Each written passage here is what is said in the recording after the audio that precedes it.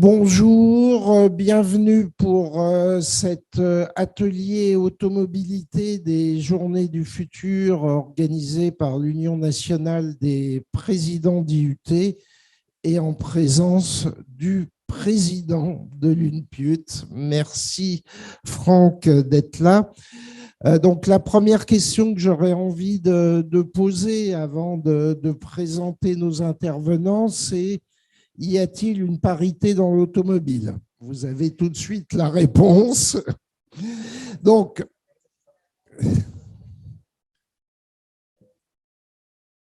alors, nous avons autour de cette table, par ordre alphabétique, Patrick Bastard, qui est directeur de la recherche du groupe Renault. Nous avons David Bénèche, qui est directeur opérationnel du campus des métiers et des qualifications automobilité, et ce pour la région Auvergne-Rhône-Alpes. Caroline Cohen, qui est directrice compétences, emploi et formation de la plateforme de la filière automobile. Et on va voir tout à l'heure ce que regroupe cette PFA. Et enfin, Éric Vidal, qui est délégué national industrie pour la Fédération de la métallurgie de la CFE-CGC et qui est lui-même aussi membre du comité stratégique de cette plateforme de la filière de l'automobile. Et votre serviteur, je suis président de l'IUT du Mans et secrétaire de l'Union nationale des présidents d'IUT, l'UNPUT.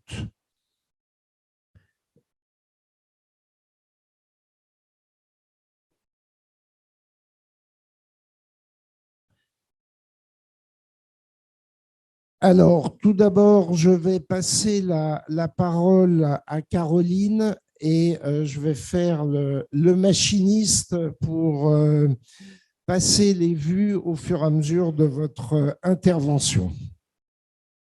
Bonjour à toutes et à tous. Donc Caroline Cohen, directrice emploi formation de la PFA, plateforme automobile et mobilité. Alors merci Hervé. J'attends juste. Oui, alors, je vais essayer de mettre en mode diaporama. Diaporama. Alors, où il est passé? Non, il est en PDF, donc ça ne marchera pas. Ah, d'accord. Ah oui. Donc, pour faire avancer. Parfait. Voilà, avec la... Alors, la filière automobile en France, donc la PFA, plateforme automobile et mobilité, donc nous regroupons l'ensemble des acteurs de l'industrie automobile en France. Nous les représentons également auprès des pouvoirs publics et nous coordonnons donc des projets, alors en l'occurrence sur le volet emploi-formation qui nous occupe aujourd'hui. L'industrie automobile en France, c'est 4000 entreprises, 400 000 salariés et c'est la première industrie en termes de dépôt de brevets. Alors peut-être que Patrick en dira potentiellement un mot. Alors la PFA donc rassemble tant les constructeurs, donc Renault, Stellantis, Toyota également, ainsi que les équipementiers, donc Forvia, Plastic Omnium, Michelin, etc., ainsi que les fournisseurs de l'automobile, qui sont pour en grande partie des entreprises PME, ETI, et qui sont réparties sur l'ensemble du territoire français. Donc, cette filière automobile, 4000 entreprises. Parmi ces 4000 entreprises, donc on constate bien ici sur ce slide que une grande partie des entreprises sont des entreprises sous-traitantes. Comme je vous l'indiquais, donc le secteur est composé à 70% de sous-traitants, donc les fournisseurs auto. En revanche, en termes de chiffre d'affaires, ce sont les constructeurs qui réalisent la moitié du chiffre d'affaires du secteur automobile.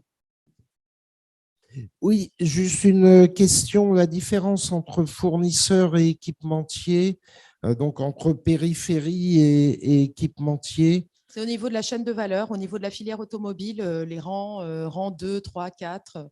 donc qui permettent finalement de fabriquer le produit fini qui est l'automobile. Alors, ce qu'il faut savoir, c'est que le secteur automobile est dans une accélération absolument incroyable actuellement. L'automobile va évoluer dans les 10 prochaines années beaucoup plus qu'elle n'a évolué durant les 50 dernières. Donc, c'est vous dire finalement la transformation que doit enclencher le secteur en termes de transformation du modèle économique, du business model, en termes de transformation des activités, en termes de transformation évidemment de l'organisation du travail et bien entendu au niveau de la transformation des compétences. Alors, il y a des enjeux à court terme que doit relever, des défis court terme que doit relever le secteur automobile. Alors, comme tout secteur industriel, l'automobile rencontre de grandes difficultés de recrutement, donc à l'heure actuelle. C'est un secteur qui est aussi qui subit de fortes perturbations actuellement, notamment par la crise Covid, où le secteur automobile n'est pas encore totalement sorti de cette crise. Le redémarrage n'a pas encore eu totalement lieu. Alors, les carnets de commandes et donc des clients sont quand même très garnis. En revanche, nous manquons fortement, alors notamment de semi-conducteurs. Il y a aussi de grandes difficultés d'approvisionnement qui ont été renforcées par la guerre en Ukraine, également par les nouveaux confinements qui ont lieu aussi en Chine, en Asie.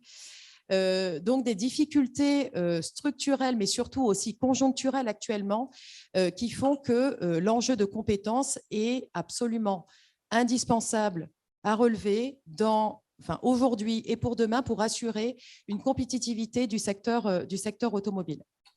Alors, les grands enjeux d'aujourd'hui et de demain, alors bien entendu, il y a 3 disruptions majeures qui impactent la filière. Alors, bien entendu, la disruption technologique, qui est liée à l'agenda environnemental, j'y reviendrai juste après, avec le passage du véhicule thermique au véhicule électrique, alors qui est voulu aussi pour répondre à la stratégie de neutralité carbone, horizon 2050. Et avec l'évolution du mix énergétique, donc qui vont impacter l'ensemble de la filière automobile, c'est-à-dire du constructeur jusqu'aux sous-traitants, mais également, alors qui ne font pas partie de la PFA directement, mais tout l'aval, c'est-à-dire les concessions, les garagistes, les stations-service, etc.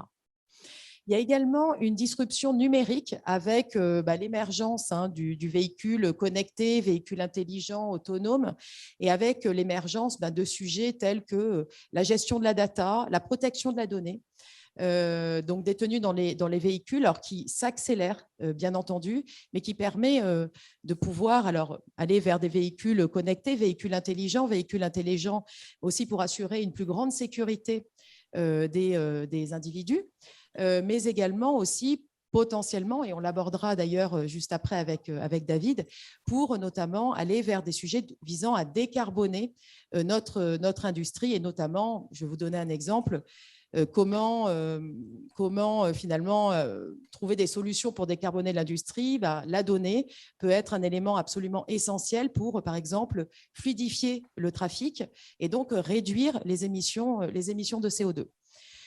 Une autre disruption majeure qui impacte donc la filière auto, c'est la disruption qui est sociétale avec les nouveaux usages qui vont être liés aux nouvelles offres de mobilité et donc qui changent également beaucoup le rapport que les personnes ont vis-à-vis de la voiture. Donc, ces 3 disruptions font qu'il va y avoir donc une grande transformation des compétences dans les années à venir. C'est juste le slide suivant. Merci beaucoup, Hervé. Aucun problème. Je rêvais. Et je voulais juste revenir pour montrer, c'est ce que je vous ai indiqué précédemment, pour montrer finalement le gap qu'il va y avoir dans les prochaines années. Alors, nous avons mené au niveau de la PFA une grande étude pour prendre en compte le paquet climat, donc Fit for 55 au niveau de donc qui est discuté, qui a été proposé au niveau de la Commission européenne. Donc en 2020, on produisait 9% de véhicules électriques et véhicules hybrides rechargeables.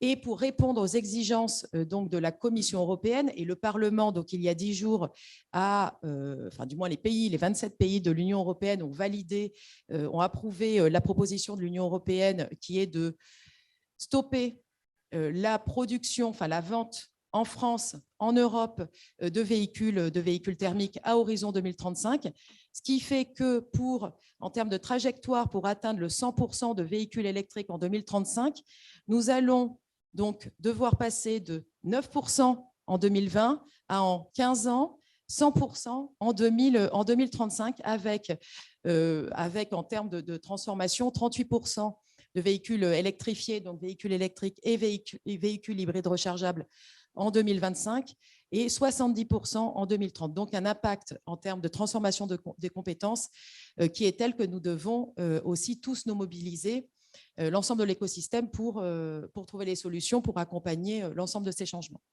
Je crois qu'il y a une clause de revoyure qui est prévue aussi en 2026 pour éventuellement laisser de la place à des carburants qui seraient non polluants. Oui, tout à fait. C'est un élément effectivement qui a été également discuté suite à des demandes de certains pays européens de pouvoir laisser quand même une part libre aux carburants verts. Donc là, c'est toujours, en tout cas, enfin, la décision ne sera pas prise immédiatement. C'est-à-dire que là, aujourd'hui, on est encore dans des phases de dialogue. Il va y avoir un trilogue qui va s'organiser au niveau de la Commission européenne. Mais en tout cas, c'était sans surprise malgré tout du fait que le véhicule électrique allait devenir la norme, ou du moins un véhicule électrifié allait devenir la norme en 2035. Donc, on engage une véritable métamorphose des compétences avec des nouvelles compétences, mais également des nouveaux métiers dans le secteur automobile. Certains n'existent pas encore. Et donc, c'est tout l'enjeu que nous avons au niveau de l'écosystème emploi, formation avec l'ensemble des établissements scolaires, universitaires, avec les organismes de formation, avec les campus des métiers et des qualifications et bien entendu avec les industriels, de pouvoir construire l'offre de formation qui permettra d'avoir les bonnes compétences au bon moment et au bon endroit également.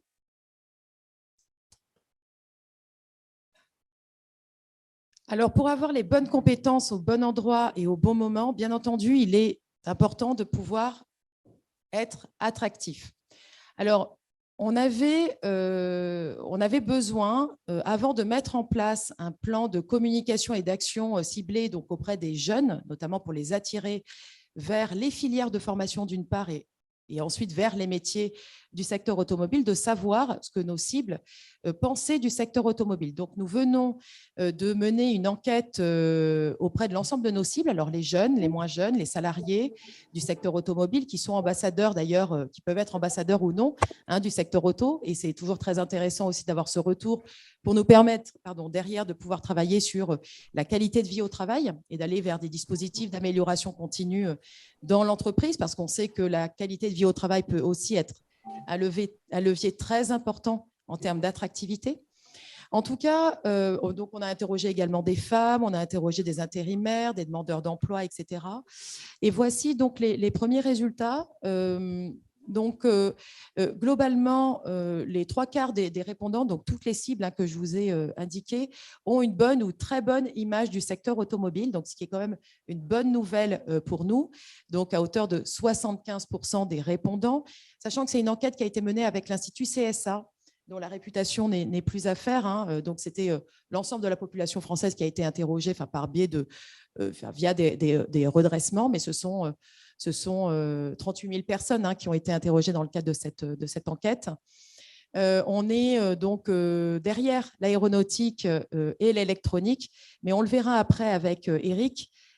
Par rapport à l'électronique, en fait, et par rapport aux véhicules autonomes, véhicules connectés, l'analyse de données, etc., l'électronique de puissance, l'émergence des batteries, en fait, ce sont l'électronique et, en tout cas, il y a une frontière de plus en plus mince entre l'automobile et l'électronique.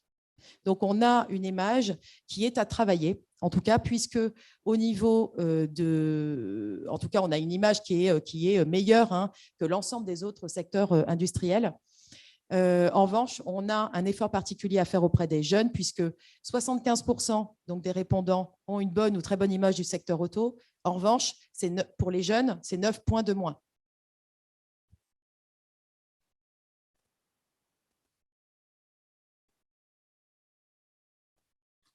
Et donc, des métiers sont en développement et donc en transformation à l'horizon 2025, voire plus. Et je vais passer la parole à Eric Vidal. Merci. Merci. Donc, c'est le représentant des salariés qui va parler. Alors, peut-être déjà vous dire pourquoi les représentants des salariés, les organisations syndicales sont complètement impliquées dans ces questions de compétences pour deux raisons.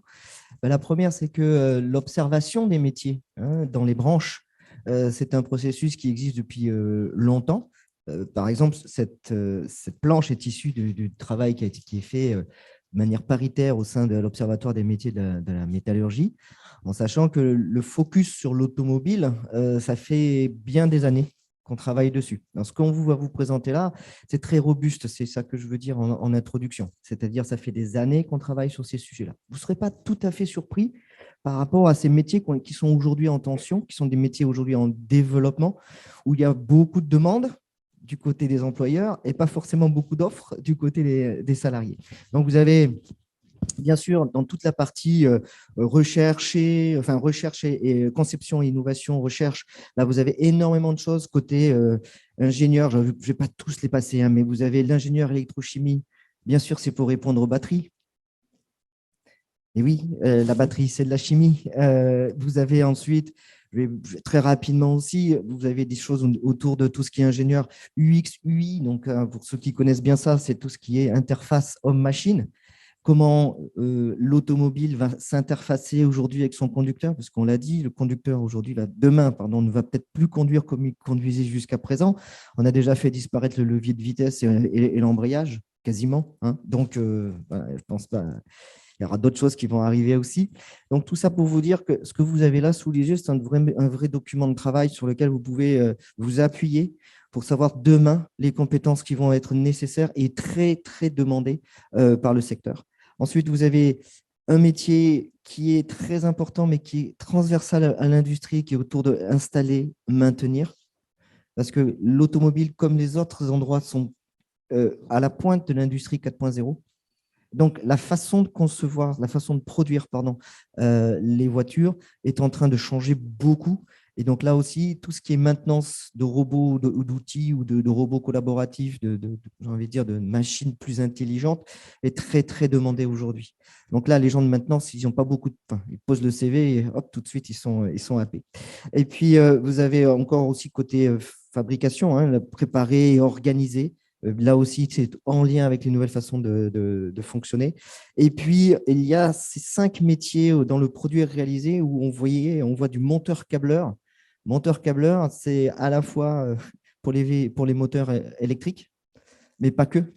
Il y a aussi tout, on l'a dit tout à l'heure, hein, les véhicules connectés, les véhicules autonomes, il y a tous ces systèmes-là, toutes ces questions-là autour de comment l'architecture électronique du véhicule est en train d'évoluer. Vous avez bien sûr, encore une fois, je reviens là-dessus, pilote de système de production automatisé.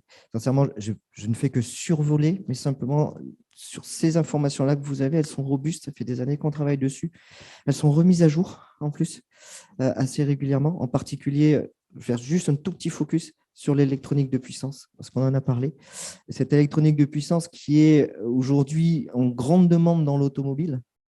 Les gens qui travaillent sur l'électronique de puissance sont en train aujourd'hui de bien définir les métiers dont ils vont avoir besoin pour travailler dans l'électronique de puissance pour l'automobile. Alors, il faut savoir que l'électronique de puissance, j'avais discuté il n'y a pas très longtemps avec une collègue qui a fait Supélec il y a quelques années et qui m'avait dit « l'électronique de puissance, ce n'était pas sexy du tout. » Voilà, parce que c'était quelque chose quelque part dans des endroits mal éclairés, avec des sujets pas très, très mis sur le devant de la scène, etc. Aujourd'hui, on en cherche partout. Parce qu'évidemment, l'électronique qu'il y a dans un véhicule, c'est vraiment de l'électronique de puissance et auquel vous rajoutez bien sûr toutes les contraintes du véhicule qui sont qu'il pleut, il neige, il fait chaud, il fait froid, il y a du vent, enfin, j'en passe et des meilleurs. Donc, c'est plus de l'électronique de puissance dans un endroit stationnaire qui ne bouge pas.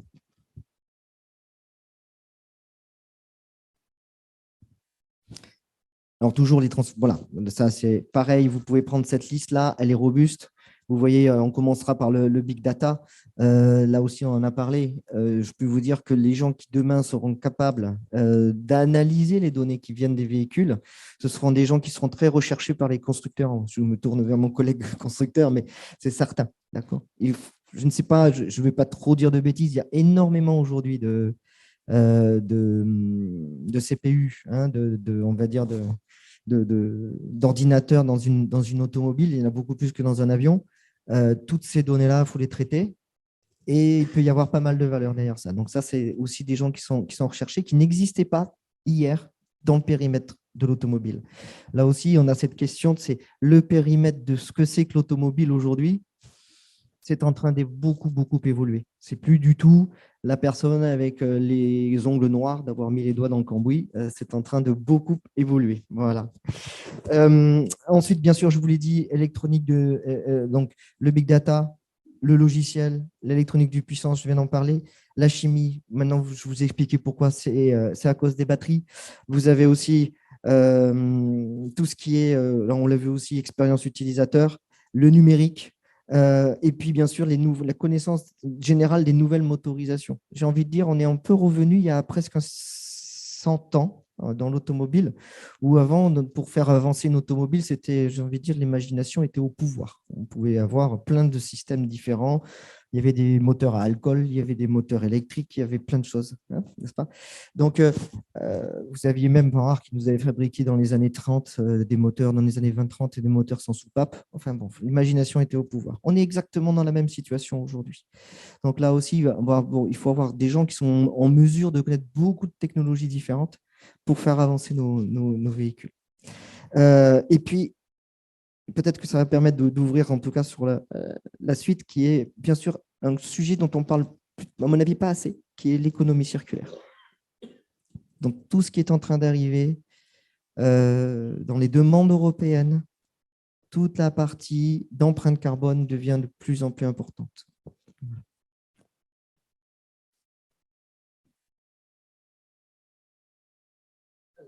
Ça.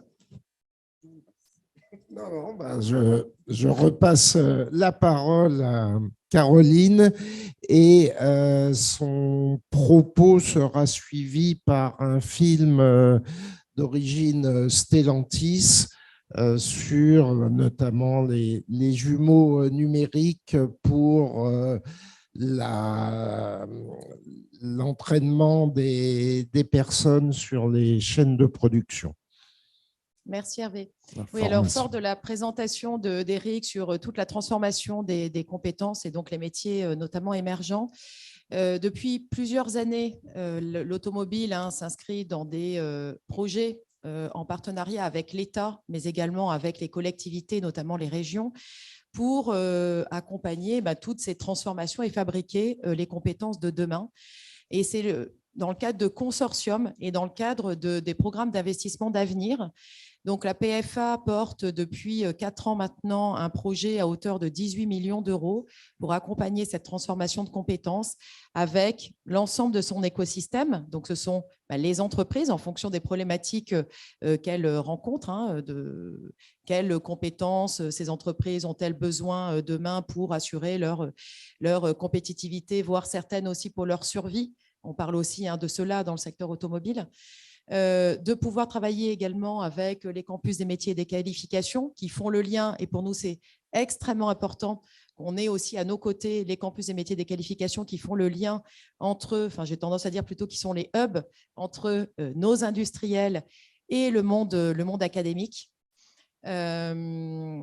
Et aujourd'hui, nous avons mis en place dans le cadre du nouveau grand programme d'investissement d'avenir qui s'inscrit dans France 2030, donc du gouvernement, sur les filières d'avenir. L'automobile en fait aussi partie. de pouvoir mettre en place une grande stratégie nationale, mais qu'on implante aussi et qu'on déploie sur les territoires sur différents sujets. Alors, sur le sujet notamment de la décarbonation, David en parlera, sur le sujet de l'électronique de puissance, donc c'est un projet qu'on a déposé donc au niveau national avec l'ensemble d'une grande partie de nos entreprises, dont Renault, bien entendu, dont Valeo et bien d'autres, et avec l'ensemble de nos campus des métiers et des qualifications, avec des IUT, avec des universités, avec des écoles d'ingénieurs, avec… Bref, des organismes également de formation pour développer la formation continue. Mais en tout cas, par rapport au projet que nous avons déjà mené, qui repose sur plusieurs stratégies, une première, enfin du moins plusieurs priorités. Alors l'attractivité, bien entendu, qui est une priorité transversale. Également sur l'excellence industrielle, l'industrie 4.0, et c'est notamment le film que nous allons vous partager. Ainsi que sur le véhicule connecté et bien entendu sur le véhicule électrique. Et dans le cadre du programme d'investissement d'avenir, les projets que nous mettons en place, nous permettent finalement de montrer les innovations technologiques qui sont mises en place dans le secteur automobile, alors pour favoriser évidemment aussi l'attractivité du secteur, et les innovations pédagogiques pour attirer les jeunes vers nos formations.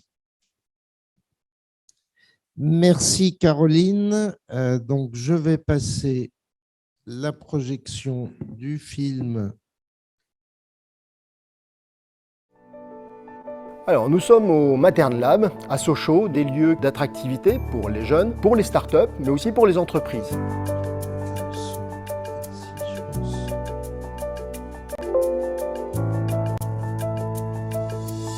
Alors, nous avons fait cette usine virtuelle et ce dôme immersif, ainsi que la réalité virtuelle, afin de pouvoir immerger et donc informer, acculturer les jeunes à cette nouvelle technologie et ces nouveaux process de production dans l'automobile. Alors nous avons également développé ce qu'on appelle un jumeau numérique de formation. En fait, c'est une application dans laquelle nous avons virtualisé l'installation réelle et à partir de cette installation 3D, de pouvoir interagir avec l'installation afin d'y faire des pannes, de pouvoir la piloter, de pouvoir la faire réagir comme si on était dans l'installation réelle.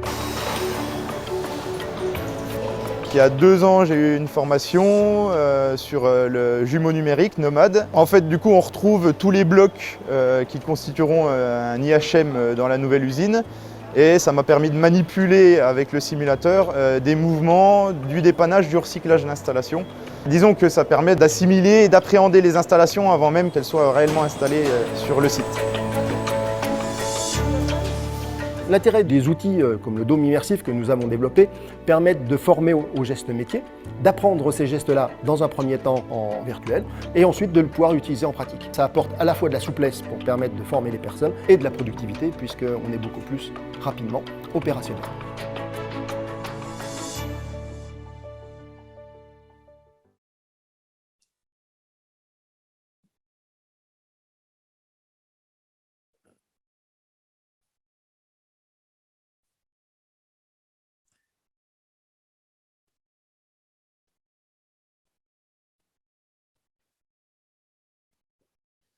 Alors, je reviens à la projection.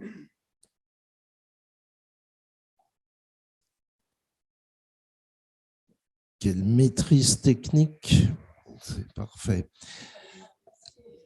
Voilà, alors je vais m'adresser maintenant à David. Donc le CMQ, le campus des métiers et des qualifications, KESACO, qu'est-ce que c'est? Quels projets sont portés?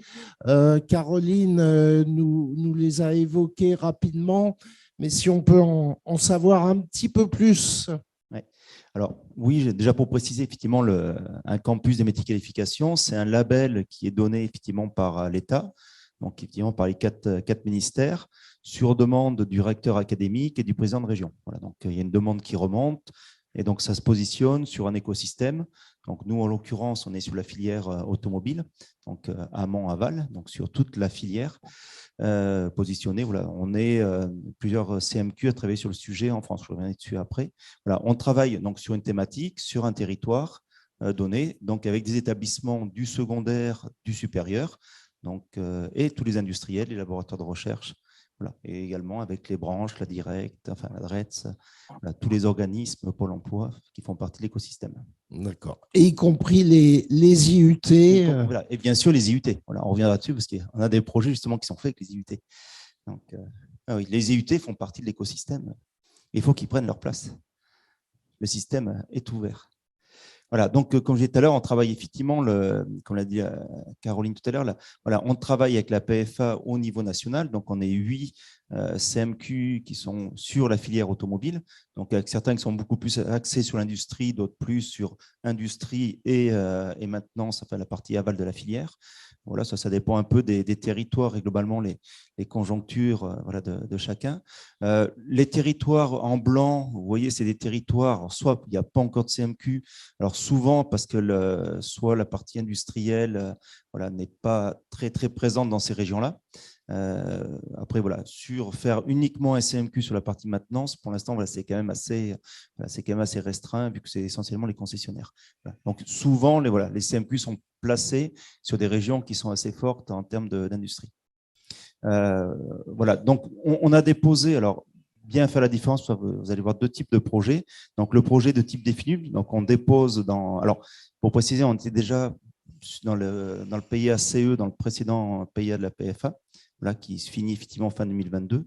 On a déposé au 29 octobre un projet donc, qui est dans le cadre de Définum qui a été accepté et validé par l'État. Donc, on va mettre en application sur la maintenance des véhicules électriques à batterie. Voilà, on est plutôt sur du niveau secondaire. Là, c'est plutôt un sujet qui va s'adresser à des bacs pro voilà, et des BTS, mais on le voit bien à travers toute l'évolution du véhicule. Les IUT, le niveau but sur ces aspects maintenance, voilà, avec un véhicule qui va être de plus en plus électronique, de plus en plus électrifié, avec beaucoup d'électronique de puissance. Voilà, ces aspects maintenance, à mon avis, vont voilà, arriver de plus en plus sur ces niveaux-là. Je ne dis pas que ça ira jusqu'à l'ingénieur, mais au moins jusqu'à des buts master, c'est intéressant. On a déposé alors, voilà, des projets qui sont un peu plus ciblés, plus territoriaux. Là, on est sur un projet Auvergne-en-Alpes. Donc, c'est un projet qui a été posé donc, là, sur l'AMI-CMA, donc compétences et métiers d'avenir. On est sur un projet de 21 millions d'euros sur la région Auvergne-en-Alpes autour de la décarbonation des véhicules. Donc, c'est vraiment toute la chaîne de valeur, c'est la mise en place des moyens de recharge, donc que ce soit les bandes de recharge pour les véhicules électriques, les électrolyseurs pour les véhicules hydrogène, d'avoir des flottes de véhicules qui vont tourner, qui vont fonctionner effectivement sur notre région à travers des établissements du supérieur et du secondaire, mettre en place des thèses, notamment avec l'IUT de Lyon 1 et puis des écoles d'ingénieurs locales, parce que nous, effectivement, c'est un projet qu'on a déposé dans le cadre de Lyon 1. Je reviendrai dessus après, pourquoi on fait ces choix-là. Ensuite, effectivement, et d'aller toute la chaîne de valeur jusqu'à la maintenance du véhicule et d'avoir des solutions d'attractivité, c'est-à-dire pour donner envie à des jeunes qui sont au collège, qui sont à STI2D, qui sont en filière générale, de poursuivre notamment sur des IUT ou des écoles d'ingénieurs.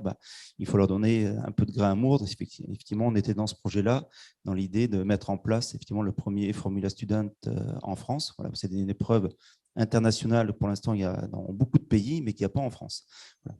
Et comme on a des écoles sur Lyon qui sont plutôt à la pointe dans ce domaine-là, donc là, ça fait partie de l'attractivité qu'on souhaite mettre en place pour donner envie à nos jeunes. Voilà, un type d'exemple, en France, on a 11 écuries de Formula Student. En Allemagne, ils en ont 200, 250, je crois 220 ou 230 exactement. Voilà, il y a 1200 écuries dans le monde, 11 en France. Donc, on a encore une marge de progression quand on parle effectivement de faire venir nos jeunes.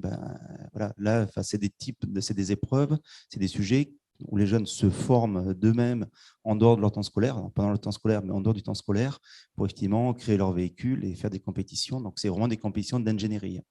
Voilà. Ensuite, là, on a déposé, comme a dit Caroline, au 5 juillet, un projet donc, sur l'électronique de puissance. Voilà, ça a été déposé avec effectivement un consortium d'acteurs. Donc, Alors, on a travaillé essentiellement en termes de dépôt sur deux régions académiques, donc sur la Normandie qui dépose le dossier, et donc toute la partie secondaire et supérieure est portée sur Lyon, et donc notamment par l'IUT Lyon 1.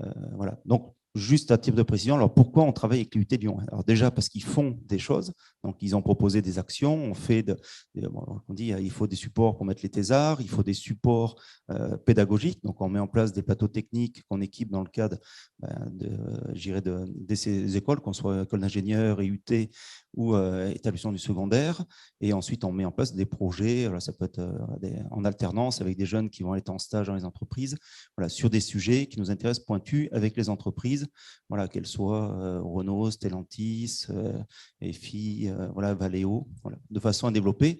Et les CMQ, enfin, je le précise, comme je l'ai dit tout à l'heure, c'est un label.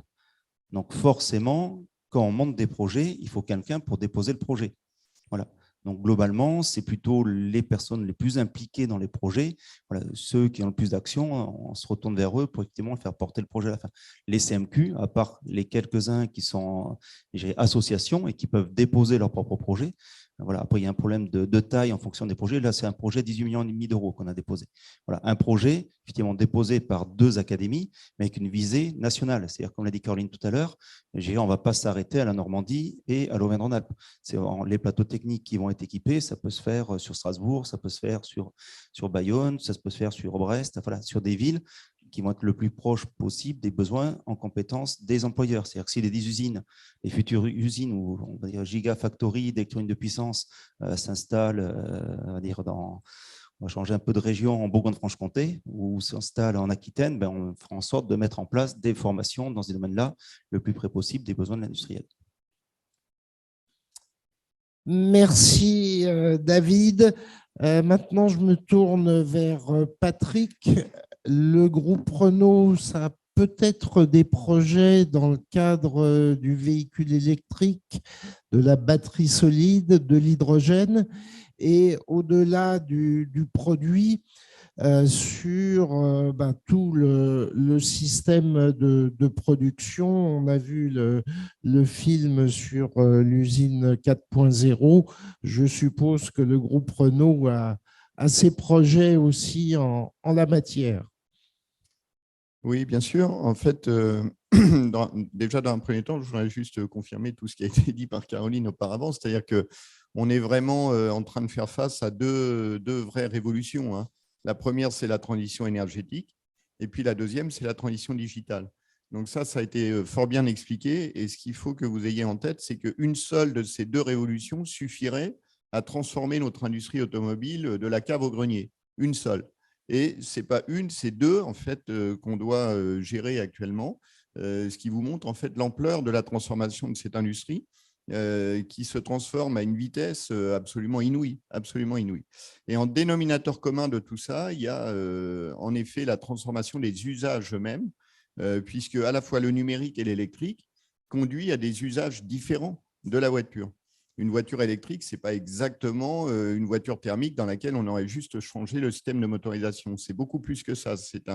C'est un élément d'un écosystème beaucoup plus vaste qui comprend la voiture elle-même, mais aussi tous les autres moyens de transport, l'écosystème de production-distribution d'électricité, etc.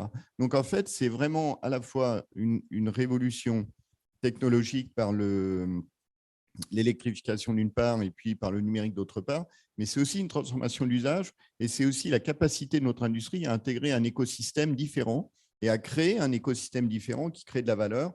Donc, vous voyez, les défis sont absolument considérables et dans un contexte comme ça, je dirais que le premier défi de l'industrie automobile, il n'est pas d'ordre technique, il est vraiment d'ordre humain, puisqu'il s'agit avant tout de redimensionner complètement et de redéfinir l'ensemble des compétences dont on a besoin pour mener à bien l'ensemble des projets qu'on porte actuellement dans ce contexte-là. Alors, en effet, l'électrique est un vrai sujet chez Renault depuis longtemps, puisqu'on a vraiment été pionnier dans ce domaine-là. On a lancé un très grand programme électrique dans les années 2000 qui s'est concrétisé par la sortie de véhicules en 2011-2012 avec 4 véhicules phares, hein, qui étaient la Fluence électrique, la Kangoo électrique, le Twizy qui préfigurait déjà finalement des usages nouveaux, puisque le Twizy, ce n'est pas tout à fait une voiture, mais ce n'est pas non plus un scooter, ni voilà, c'est un quadricycle électrique à 2 places, qui est quand même un objet qui faisait un peu office d'ovni dans le paysage automobile quand il est sorti. Et puis enfin, bien sûr, le 4e voiture, c'était la Zoé, qui est un peu la voiture phare du programme électrique de Renault. Et puis depuis, on a complété avec une Twingo électrique, un Master électrique, la Mégane électrique qui vient de sortir, etc. Donc c'est vraiment, on a engagé finalement cette transformation très très tôt, à une époque même où, il faut l'avouer, la plupart de nos concurrents ne croyaient que très peu à l'électrique. Et puis ensuite est arrivé ce qui est arrivé entre 2010 et 2020 et qui a conduit à ce qu'on évoquait tout à l'heure, c'est-à-dire des orientations puis des directives au niveau européen qui vont conduire, en effet, dès 2035, à arrêter la commercialisation des véhicules avec des moteurs thermiques. Alors, c'est une transformation absolument considérable. Et puis en effet, le numérique en est une autre. Et il faut vraiment qu'on soit extrêmement actif et extrêmement vigilant en même temps, parce que quand le numérique s'empare d'un secteur industriel, l'état du secteur industriel à la sortie, je dirais, n'est pas tout à fait le même que celui à l'entrée. Et donc, dans d'autres secteurs industriels qui n'ont rien à voir avec l'automobile, on a vu des acteurs majeurs finalement disparaître au profit d'autres acteurs. Et à chaque fois aussi qu'on a une transformation technologique majeure comme l'électrification, c'est une période rêvée pour que des nouveaux entrants arrivent, parce que la barrière technologique à l'entrée, finalement, que constitue le moteur à combustion, qui est un objet extrêmement compliqué à développer, à mettre en œuvre, à concevoir, et qui, finalement, sur lequel on avait construit un savoir-faire quasiment centenaire. En passant à l'électrique, on remet un peu tout le monde sur la ligne de départ, et c'est le moment rêvé pour les nouveaux entrants. Je pense que Tesla n'aurait jamais vu le jour si Tesla n'avait pas fait de voiture électrique. C'est-à-dire dans un contexte de voiture avec des moteurs à combustion, je pense que Tesla n'aurait jamais vu le jour.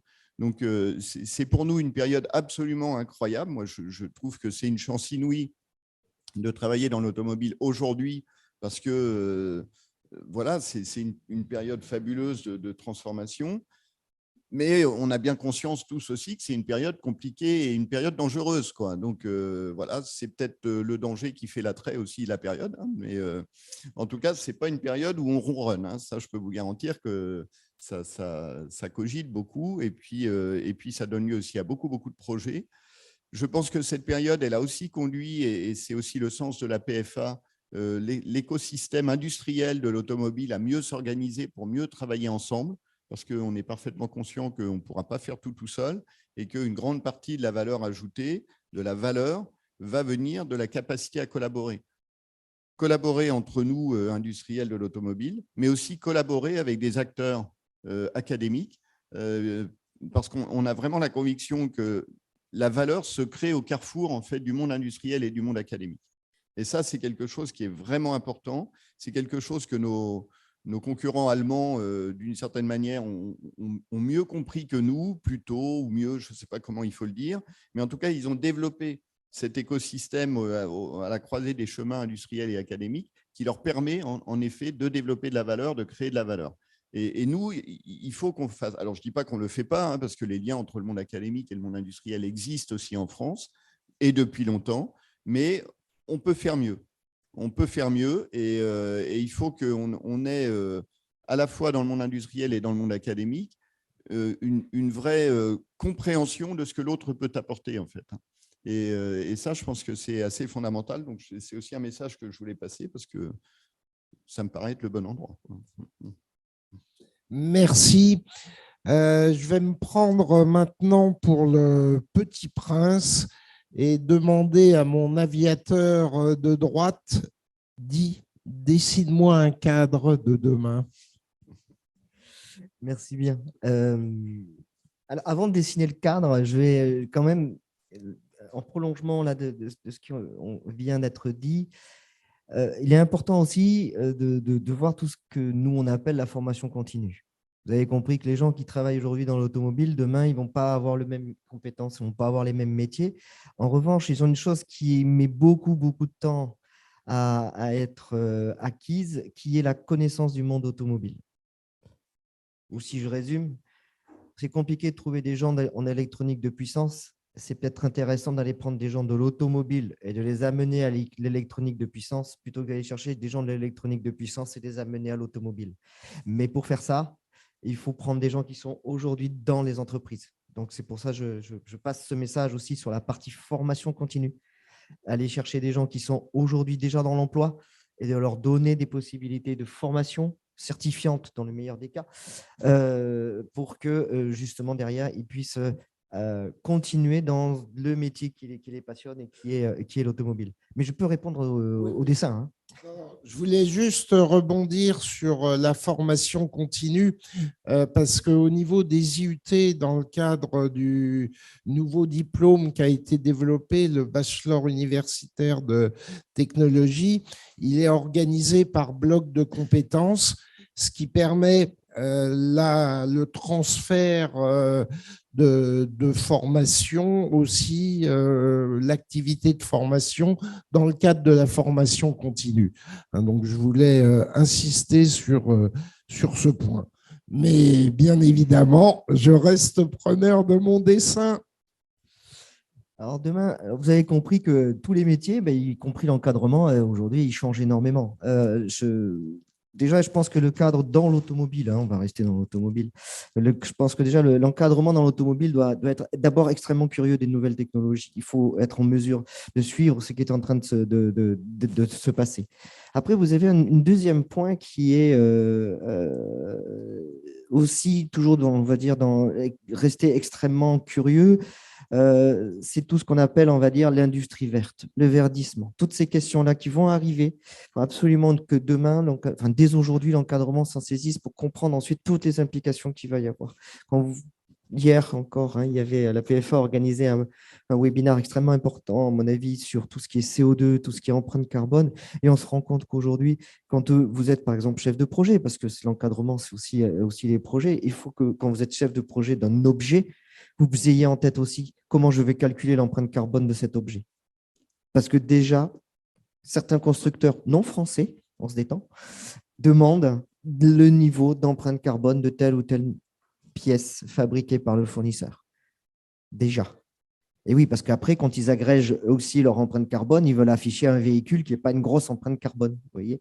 Donc voilà, c'est aussi un autre point. Il y a la curiosité. Toujours l'envie d'apprendre, ça c'est absolument nécessaire. Et puis il se passe autre chose qui est indépendant de l'automobile mais qui touche tout le monde, c'est que la façon de travailler a changé. On travaille à distance. Et ça veut dire que demain, pour un encadrant, pour l'animation des équipes, il va falloir commencer à réfléchir à fonctionner différemment de ce qu'on connaissait. C'est-à-dire que si je prends un grand juriste qui est plutôt vers la rue d'Assas, dit le code du travail, c'était unicité de lieu, unicité de temps. Tout le monde au même endroit, travaille dans la même temporalité. Vous avez compris que le télétravail, puisque c'est ça dont je parle, ça explose complètement ça. On n'est pas tous au même endroit. Et puis chacun travaille un peu en fonction de ce dont il peut fournir avec son équilibre vie personnelle, vie professionnelle. Et donc là aussi, il va falloir que l'encadrement apprenne.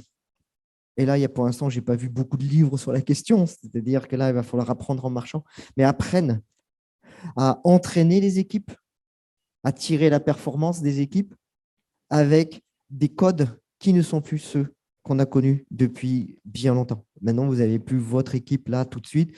Quand vous avez une question, vous n'avez pas la personne juste qui est à côté dans le bureau. Non, ça ne marche plus comme ça. Donc, et il faut générer encore plus, un esprit d'équipe. Alors après, il y a des choses qui existent. Il y a certains managers qui font des cafés le matin avec l'ensemble des gens à distance. Il y a peut-être aussi des choses qui vont changer énormément dans l'organisation du lieu de travail. Peut-être que demain, ça sera moins des endroits où chacun est à sa place dans un grand open space. Ça sera peut-être plus des endroits d'échange, des endroits à post-it, des endroits d'échange aussi au niveau des métiers. Et que ça incombe, cette animation va incomber, bien sûr, à l'encadrement. Mais ça, aujourd'hui, c'est à écrire. Donc, effectivement, je ne fais que esquisser le cadre de demain. Mais ce qui est certain, c'est que pour venir sur des compétences de demain pour les cadres, il va y avoir aussi ces soft skills, si on peut dire ça comme ça, en plus. comment on fonctionne à distance, comment on fait de l'empathie même si on n'a pas la personne à côté de soi, comment, etc., etc. Merci bien. À propos de soft skills, peut-être Caroline, vous pouvez aussi développer. Est-ce qu'il y a des soft skills particulières à la filière automobile ou est-ce qu'on retombe dans les soft skills, donc les compétences transversales classiques? Est-ce qu'il y en a qui émergent particulièrement? Alors, au niveau des, des soft skills, comme on l'a indiqué, il va y avoir une transformation telle dans le secteur, telle dans les entreprises, qu'automatiquement, la capacité à collaborer va être une des priorités. Donc, ce serait déjà 7 compétences qui seraient à mettre en avant dans les entreprises, savoir mieux collaborer et collaborer avec de nouveaux outils également de travail. Donc, Eric évoquait le télétravail. Ça aussi, c'est un élément qui est évidemment à prendre en compte. Tout ce qui est également capacité à s'adapter, conduite du changement, changement dans l'entreprise, changement d'organisation, changement dans les compétences, capacité à s'adapter dans un environnement mouvant. Donc, ce sont pour moi les 3 compétences indispensables dans le secteur automobile, en termes de compétences soft à détenir, du moins dans le secteur. Après, là, dans l'immédiat, les compétences soft skills qui sont recherchées dans le secteur automobile, alors là, que ce soit constructeurs, équipementiers comme sous-traitants et donc aussi des entreprises de taille intermédiaire, c'est la capacité, alors c'est surtout des compétences qui permettent de comprendre qu'il est important d'arriver à l'heure, qu'il est important de pouvoir et de comprendre finalement les conséquences que cela peut avoir sur l'entreprise et sur les relations aux autres également. Capacité également à être, du moins à être motivé, avoir envie de travailler, et c'est ce que les entreprises nous disent aujourd'hui. Nous, on est prêts à intégrer de nouveaux collaborateurs de nos entreprises. On se chargera finalement des formations techniques. En revanche, on a besoin de personnes qui sont motivées et qui ont envie de venir travailler dans le secteur automobile. Ça, c'est vraiment pour la partie court terme. Mais sinon, c'est capacités d'adaptation, communication, échange, collaboration. Donc, sinon, ce qu'on a vu à court terme, c'est finalement la capacité à vivre ensemble alors qu'on n'est plus ensemble. J'ai demandé le dessin d'un cadre tout à l'heure. Je vais me tourner vers Patrick. Dessine-moi un chercheur. Alors, un chercheur dans le secteur automobile, parce qu'en fait, un chercheur peut prendre différentes facettes. Alors, un chercheur dans notre monde, dans l'industrie automobile, bien sûr, doit avoir des qualités qui sont communes à un chercheur académique ou d'un laboratoire CNRS, etc. C'est-à-dire beaucoup de rigueur, une vraie capacité à assimiler déjà l'existant, parce que la recherche se construit, en fait. C'est une construction collective. Et donc, il faut vraiment avoir cette capacité à bien assimiler tout ce qui a déjà été fait. Et c'est ce qu'on appelle l'état de l'art. Et évidemment, ça commence comme ça dans le monde académique, ça commence aussi comme ça dans le monde industriel.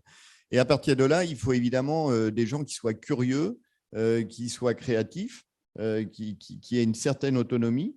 Et quand on fait de la recherche dans un monde industriel, il faut aussi des gens qui soient motivés par l'application. Et ça, c'est important aussi. C'est-à-dire qu'en vérité, un chercheur dans le monde industriel, un chercheur chez Renault, dans nos équipes, c'est quelqu'un à qui on va demander d'être un peu un pont entre la science et puis l'application industrielle. Donc, c'est quelqu'un qui doit être capable d'interagir avec ses pairs dans le monde académique, des chercheurs de laboratoire, d'école, etc., et qui doit être capable aussi de digérer toute cette science qui existe et de voir quelles pourraient être, en définitive, les applications potentielles et d'aider, finalement, ses collègues ingénieurs à accoucher d'une innovation qui a de la valeur pour nous. Donc, c'est un exercice, et c'est un exercice qui est extrêmement formateur, qui est extrêmement intéressant, mais extrêmement formateur aussi. Par exemple, chez Renault, on a en permanence à peu près 90 jeunes dans nos équipes qui préparent une thèse de doctorat. C'est beaucoup, hein, Donc, chaque année, on recrute une trentaine de jeunes pour préparer une thèse dans le cadre d'un contrat CIFRE, qui est une convention de recherche qui lie Renault, la NRT, et puis un laboratoire qui assure en fait l'encadrement académique des travaux. Donc, on en recrute à peu près une trentaine chaque année. Comme une thèse, ça dure 3 ans, on a un pool d'à peu près 90, entre 80 et 90 au gré des soutenances dans nos équipes. Sur des sujets qui sont assez variés, mais qui évidemment sont quand même très focalisés sur les grands enjeux de l'automobile. On évoquait tout ce qui est électrification, connectivité, data, intelligence artificielle, etc. Évidemment, ce sont les sujets, les thèmes un peu de prédilection. On a aussi des thèses qui sont sur la logistique, par exemple. Donc, ce n'est pas que de l'ingénierie, ça peut aussi être des sujets un peu connexes à l'ingénierie, comme par exemple la logistique, le manufacturing, etc. Et donc, voilà, dessiner un chercheur, c'est avant tout faire un tableau qui est quand même assez vaste, parce que c'est dans nos équipes une personne qui, comme je disais, est capable d'être un peu le lien entre toute cette science qui existe et qu'on doit, nous, transformer en valeur industrielle. Il faut aussi, quand on fait de la recherche, il faut aussi être capable de fermer un certain nombre de sujets. Et ça, ce n'est pas le plus facile. Parce que s'engager sur un projet de recherche, sur une voie, sur une idée, c'est enthousiasmant. Quand tout marche, ça l'est encore plus. Mais malheureusement, parfois, on tombe sur des cul-de-sac et ça peut arriver. Et ce n'est pas dramatique. Mais voilà, pour le jeune qui est engagé sur cette voie-là, c'est parfois un peu compliqué parce qu'il faut admettre que on s'est trompé, quoi. On a eu une idée, on pensait que c'était une bonne idée, puis finalement, les faits et facts and data, comme on dit dans un mauvais français, là, nous prouvent le contraire. Donc, dans ce cas-là, il faut être capable de s'arrêter et de réorienter en fait, les travaux. Et ça, c'est quelque chose aussi qui demande une grande force de caractère et qui doit être accompagné par les encadrants, qu'ils soient encadrants industriels ou encadrants académiques. Merci. Je pense que l'heure est arrivée de donner la parole à la salle. Alors, Monsieur Patrice, directeur de l'IUT d'Angers. Bonjour, merci de votre présentation. Je suis directeur de l'IUT d'Angers, mais je suis aussi enseignant en génie électrique. Je voulais vous dire que les IUT, qui forment au but maintenant au bachelor universitaire de technologie, vous avez dans 50, à peu près une bonne cinquantaine de départements GE2I, génie électrique et informatique industrielle, qui sont disséminés sur tout le territoire. Et donc, dans chaque département, vous avez des spécialistes de l'électronique de puissance. Et on est organisé maintenant, depuis la rentrée de septembre 2020, c'est tout récent, hein, en termes de compétences et puis en termes de modules aussi. Hein. Et vous pouvez tout à fait solliciter ces départements-là pour faire de la formation continue auprès de, notamment en termes d'électronique de puissance. Enfin, là, il y a un vivier de compétences considérable. Hein. Et en plus, c'est complètement disséminé de manière assez homogène d'ailleurs sur le territoire. Pour vous donner un exemple, dans l'académie de Nantes où je suis, vous avez déjà Nantes et Angers qui peuvent tout à fait répondre à ces besoins-là. Par exemple, pour les Rennais, pour l'automobile qui est pas mal centré sur Rennes. Ça, c'est la première chose. Et on est intéressé, nous aussi, dans les IUT, à développer la formation continue parce que c'est des choses qu'on faisait bien il y a 15-20 ans et ça s'est un peu perdu. Et pourtant, je pense que là, il y a un vivier intéressant, surtout que ça permettrait à des collaborateurs de venir chercher des compétences sur un volume horaire finalement qui est assez faible. Ça ne veut pas dire qu'on va avoir le diplôme, mais en tous les cas, ça veut dire qu'on va acquérir des compétences. Ça, c'était la première chose. La deuxième chose que je voulais vous dire, c'était vous demander un coup de main. Parce que moi, comme directeur de l'IUT d'Angers-Cholet, j'ai toujours des frustrations. J'ai un département génie mécanique et productique. On a beaucoup de jeunes qui demandent à entrer en GMP. Et finalement, je suis limité par les dimensionnements du nombre d'enseignants, etc. Et on refuse des places à des jeunes qui veulent s'investir dans l'industrie, qui ont envie de le faire. Et c'est la même chose dans le génie électrique. Et je pense qu'il faut passer des messages, dire qu'il y a l'outil de formation, il y a des jeunes qui veulent entrer et on est coincé par les moyens, quoi. Et il y a quelque chose de très frustrant là-dedans parce que les moyens descendent par des si vous voulez, c'est un peu comme un fleuve au niveau du ministère, et puis ça se termine par une rivière à quelques gouttes quand ça arrive à notre niveau, quoi. Vous voyez bien ce que je veux dire. Et je pense que vous qui forcément avez des entrées dans les ministères, je vous invite vraiment à investir ces sujets-là, parce que nous, on peut le faire et on a les moyens de faire en plus. Je voyais vous discutiez de la robotique et du génie électrique. Alors, à une époque, on avait envie justement de faire de la mécatronique, de faire des buts de mécatronique. C'était notamment les IUT qui avaient des départements génie mécanique et génie électrique. Il y a quelque chose d'intéressant à faire là et qui est bien ciblé. Alors hier, je suivais une conférence sur l'aéronautique, mais je vois que pour vous, c'est un petit peu les mêmes problématiques finalement. Et je pense que là, il y a peut-être un sujet qu'il faudra voir, parce que peut-être que la mécatronique permet de répondre à tous ces métiers liés à l'aéronautique et puis à l'automobile. Voilà ce que je voulais vous dire. Et puis vous remercier pour votre présentation qui est très claire. Merci Patrice. David, oui. Juste un répondre commentaire. effectivement sur la partie UT G2E. On avait fait une annonce effectivement quand on a eu la réunion à Lyon il y a une quinzaine de jours, 3 semaines.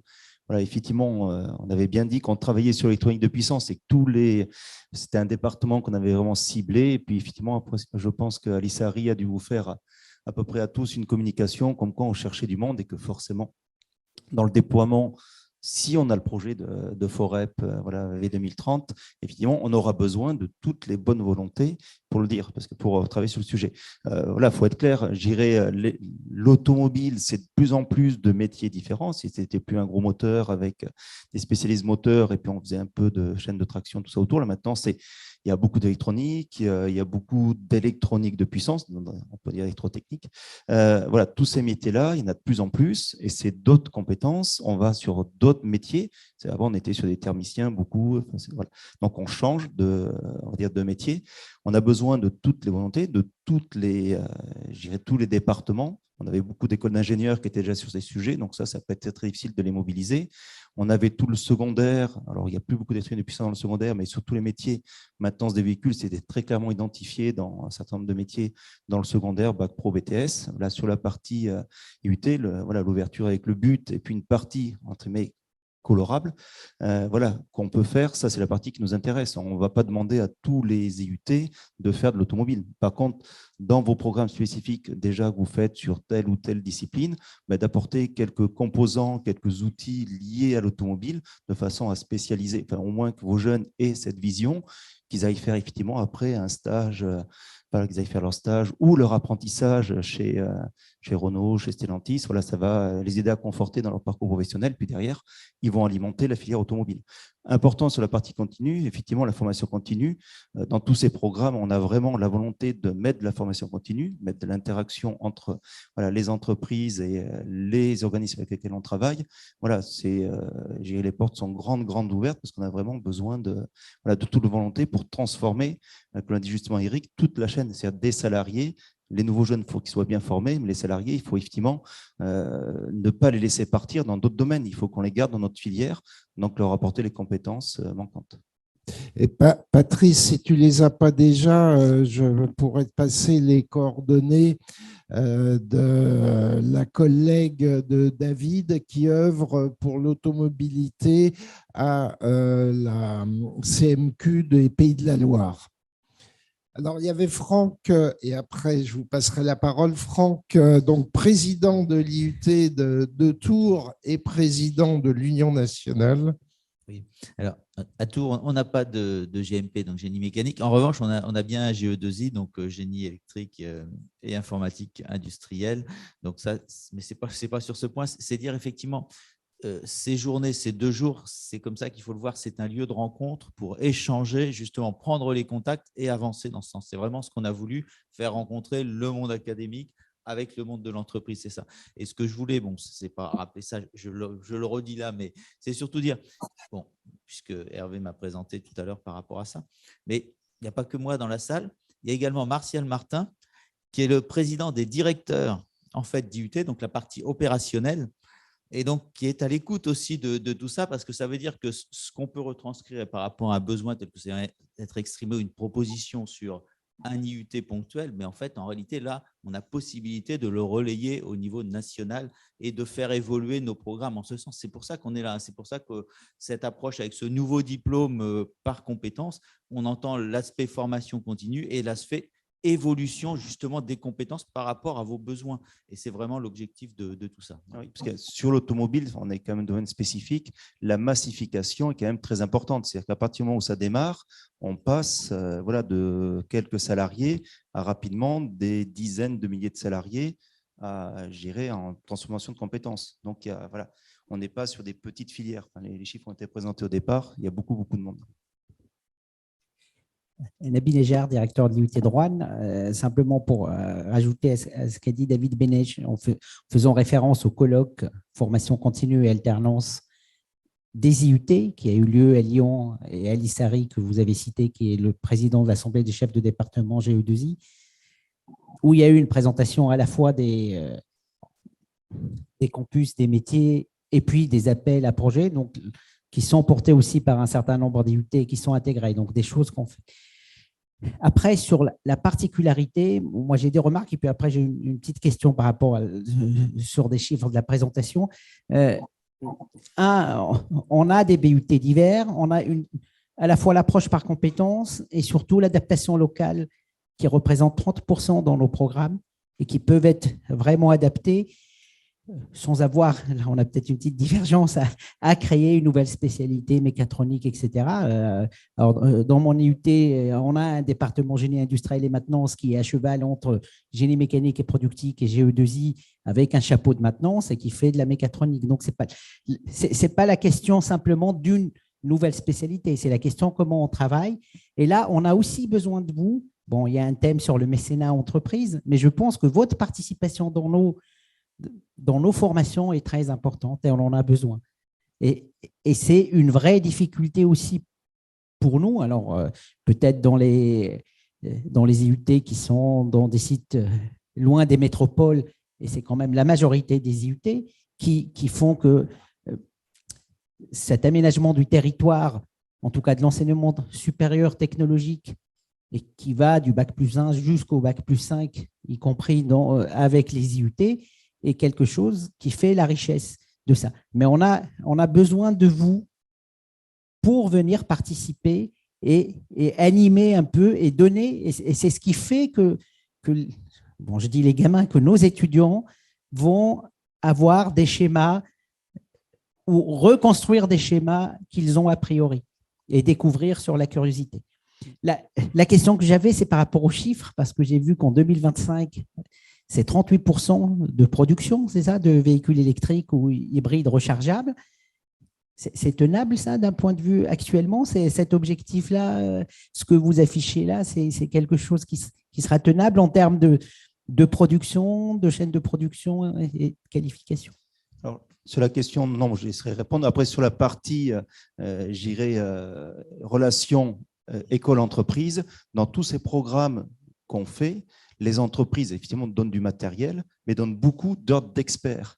Donc ça, c'est une quantité, enfin, je ne l'ai pas quantifié encore sur Forep, mais c'est des centaines et des centaines d'heures experts chez Renault, chez Stellantis, chez Valeo, chez FI, qui sont donnés voilà, par ces entreprises.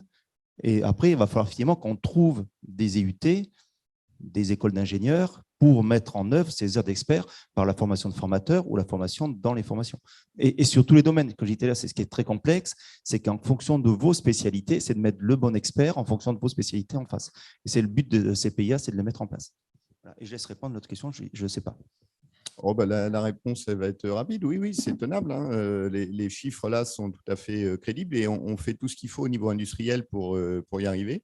Et ça veut dire qu'aujourd'hui, on a déjà les projets en fait, de voitures électriques et de voitures hybrides rechargeables. Alors, bon, déjà, on en a au catalogue hein, et on peut d'ores et déjà en acheter. Il n'y a pas de souci.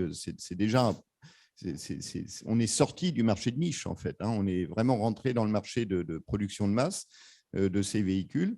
Et puis, on a d'autres beaux projets dans le tuyau dont vous verrez le résultat dans nos garages très, très vite. Et on met aussi tout en œuvre d'un point de vue industriel pour que ça se fasse. En particulier, concernant Renault, on est en train de développer un énorme pôle en fait, de véhicules électriques dans le nord de la France, autour de l'usine de Douai en particulier, mais pas uniquement. Hein. L'usine de Maubeuge est aussi concernée. Puis tout le réseau aussi de fournisseurs se développe également autour. Donc, on est vraiment en train de tout transformer. Et on a commencé, bien sûr, depuis déjà quelques années, à la fois l'ingénierie, le manufacturing, et puis aussi tout le réseau commercial, l'après-vente, la maintenance. C'est tout l'écosystème Renault là, qui, depuis plusieurs années, est en train de se transformer considérablement pour que les chiffres qu'on annonce là se réalisent. Et je vous rassure, ça va le faire. On est en train de faire tout ce qu'il faut pour ça. On n'attend plus que maintenant les clients pour aller acheter toutes ces belles voitures. Donc, oui, je voulais juste… Oui, alors juste, je voulais revenir sur cette partie justement expert que vous avez abordée et ce qui a été évoqué avant, le mécénat. Parce que dans notre décret, avec la mise en place de notre nouveau diplôme, le bachelor universitaire, il est écrit dans le décret que 25% des enseignements doivent être réalisés par des professionnels. Donc, il y a véritablement cet engagement à ce niveau-là, mais ça veut dire qu'il faut qu'on les trouve aussi. On voit bien qu'on a du mal aussi à les trouver. Donc, quand j'entends parler d'experts, ça nous parle bien. Et alors, le mécénat, qu'est-ce qu'on est en train de faire? Et ça va être signé aux universités d'été fin août. Martial pourra en parler mieux que moi. Le premier accord sur le mécénat de compétences avec une entreprise qui doit vous parler un petit peu, qui s'appelle Saft. Et le mécénat de compétences, qu'est-ce que c'est? C'est de dire on est aussi dans une démarche de RSE, de recherche des salariés, de nouvelles valeurs. Et on s'aperçoit que c'est compliqué aussi de signer des contrats pour des enseignants, pour les délégués, parce que la lourdeur administrative est importante. Et nous, on a constitué au niveau de l'Union des présidents d'IUT une fondation, qui est la Fondation nationale IUT, qui est couverte en fait par la Fondation de France. Et dans ce cadre-là, donc ce qui va être signé, c'est le premier accord sur du mécénat de compétences. Alors, qu'est-ce que c'est que le mécénat de compétences? C'est-à-dire que plutôt que de signer des contrats pour toucher, alors en plus des montants horaires qui ne sont pas forcément toujours très, très intéressants par rapport à ça, eh bien, c'est de dire on va avoir quelque chose de plus simple qui va être une convention cadre qui pourra être déployée au niveau national pour une entreprise qui a une couverture nationale. Et ensuite, l'entreprise, par rapport à ça, sur les temps de ses salariés qu'elle met à disposition pour une formation, pourra avoir eh bien, en fait, la déduction fiscale correspondant au mécénat, donc les 60% du coût de revient qu'elle aura elle-même calculé. Donc, c'est sous sa responsabilité, le redressement fiscal potentiel, il sera lié à ça si elle survalorise en fait, le coût de revient de l'individu qu'elle met à disposition. Mais avec ce système-là, on pense que ça peut entrer dans le cadre justement de nouvelles aspirations et surtout avec quelque chose de plus simple à mettre en œuvre. Donc, le nombre d'heures pourra changer d'une année sur l'autre, après, en fonction des sites. Tout sera adaptable par rapport à ça. Mais voilà l'outil qu'on est en train de concevoir et dont la première convention sera signée fin août. Voilà ce que je… Merci. Juste la dernière question.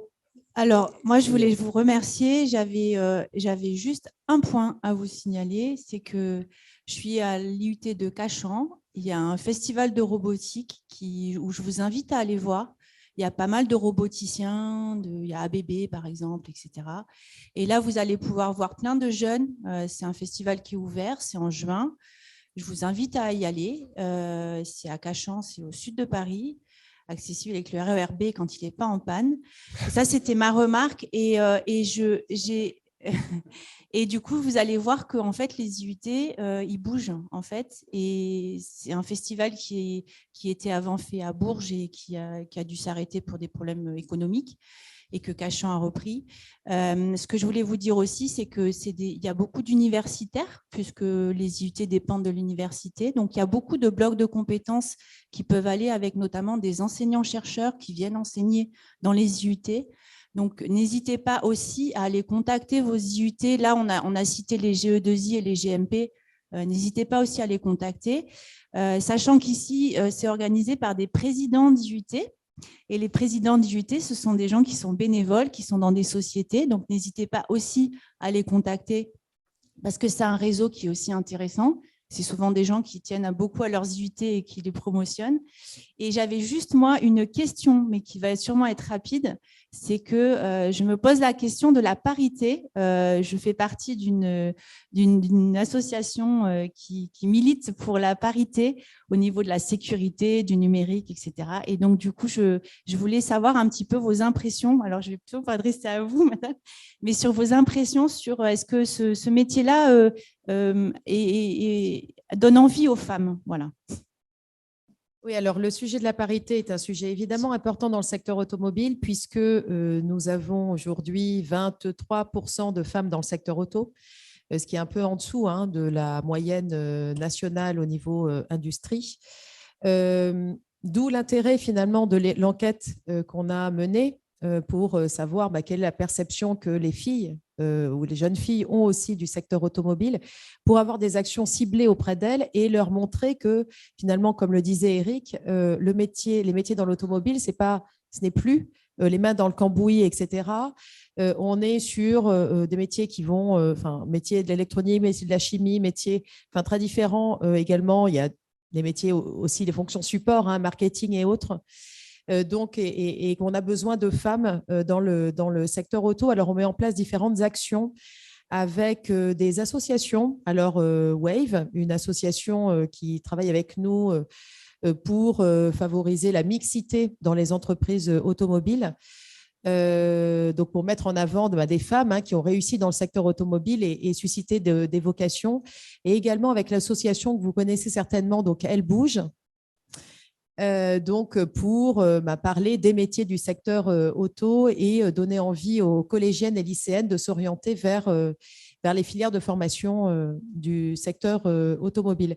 Et monsieur, par rapport à ce que vous venez de nous indiquer par rapport à la convention qui va être signée sur le mentorat, alors j'en parlais pas plus tard qu'en début de semaine avec une personne, un collègue de Patrick, donc chez Renault, où chez Renault, il y avait eu justement cette idée de porter auprès de l'État une disposition qui permettrait de pouvoir défiscaliser justement des heures côté enseignants, etc., pour accueillir et surtout sensibiliser, pour qu'il y ait justement ce rapprochement école-entreprise beaucoup plus fort.